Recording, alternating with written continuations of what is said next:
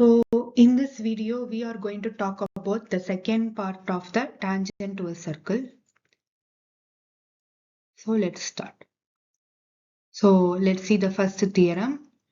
That is, the tangent at any point of the circle is perpendicular to the radius through the point of contact. So first of all, let us see what is point of contact. The point of contact is the point in which the circle and the tangent meets. It will be one. There will be only one point of contact, and it is the point where the circle and the tangent meets each other or intersect each other. So the radius which passes through that point of contact, that is the point where the tangent and the circle meets. In that point of contact, the radius which passes through that point of contact will always be perpendicular to the tangent which passes through that point of contact. For example, consider a circle and a radius. This yellow line is the radius, and let it be OP. Let it be OP. Okay, let it be OP. So here a tangent is passing through this point P, and let the tangent be XY. And this point P is called as point of contact. And from this statement of the theorem, we can say that this radius will be perpendicular to this tangent. That's what the statement says. That is, it will be 90 degree. So to prove this, we are again going to consider a line, a dotted line. Consider like this, a dotted orange line is given here. So this line, let it be OQ. Okay, let it be OQ. And imagine this line moving back and forth. That is, the point Q of this line moves back and forth along the tangent XY. Imagine, try to imagine it. Okay, so like this, you can see which from the previous video we can say that the center is O and this point is nothing but P, the tangent XY, and the line which is moving, the end of that line will be nothing but Q. That is, the Q is moving along the tangent back and forth.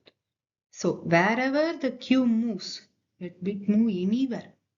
The length of, let it move anywhere. So from this we can say that this is O, this is P, this is X, and this is Y, and this Q moves along the tangent X and Y.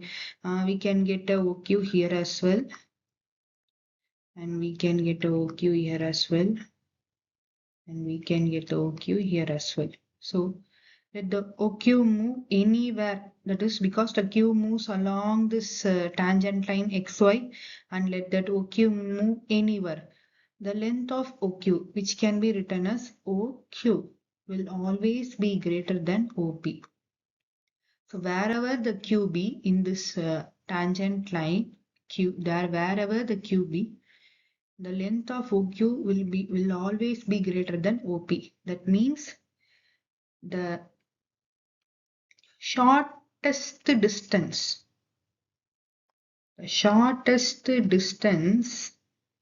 from the center O to the tangent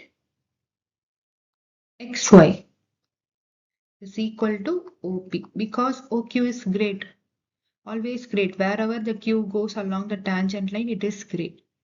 Then OP is the only shortest line.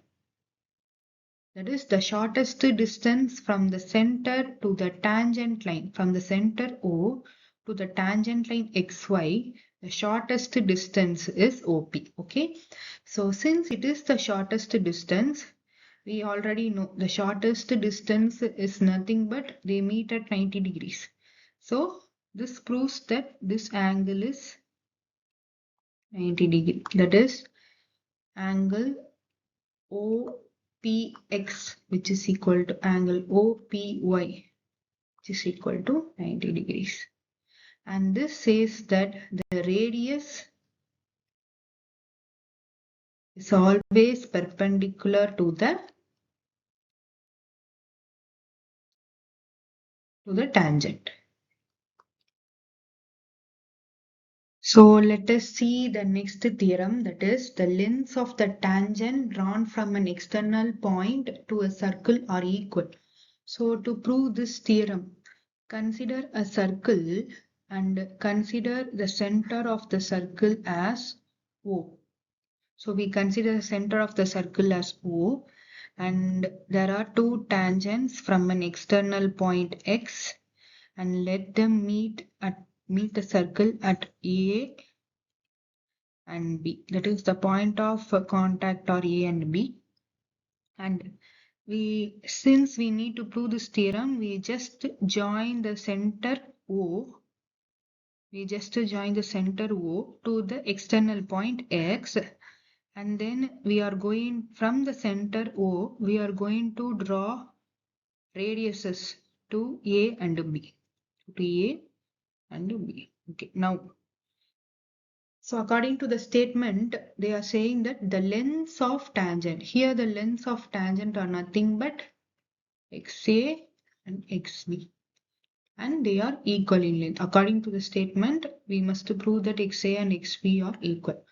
So from the previous theorem, we already know the radius will always be perpendicular to the tangent. So we can say that this angle is 90 degrees. Similarly, this angle is 90. So consider these two triangles. Let those triangles be OXA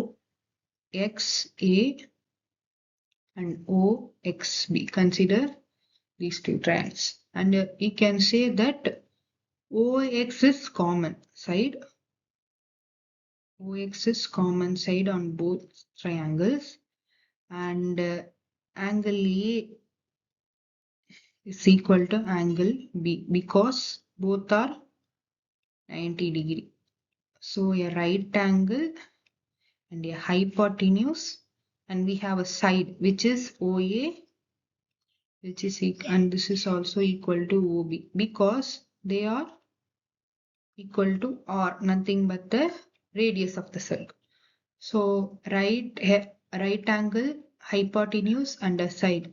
By the congruence property RHS, we can say triangle OXA is congruent to triangle OXB. So from this we can say that what we can say, XA is equal to XB, that is the length of the tangent. The tangent XA is equal to the tangent XB. So that is the length of this tangent XA is equal to length of this tangent XB. Hence proved. I hope you guys enjoyed the video. Like, share and subscribe. Easy math.